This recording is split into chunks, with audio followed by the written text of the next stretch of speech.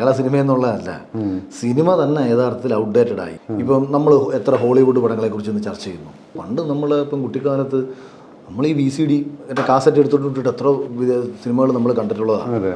ഇന്ന് നമ്മൾ അങ്ങനെ ഒരു സിനിമകൾ എത്രയാണ് നമ്മുടെ മുന്നിലേക്ക് എത്തുന്നു, വളരെ വളരെ കുറവാണ്. ഇനി ബോളിവുഡിലേക്ക് വരാം. ബോളിവുഡിൽ ഇവിടെ എത്ര നല്ല സിനിമകൾ സംഭവിക്കുന്നുണ്ട്.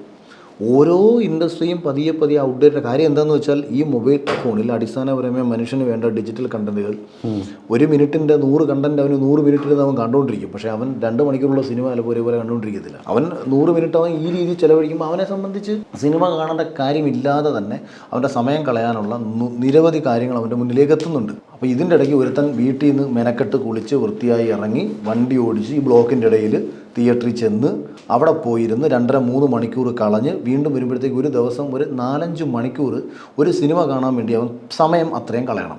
2 സാമ്പത്തികം അത്രയും മുടക്കണം.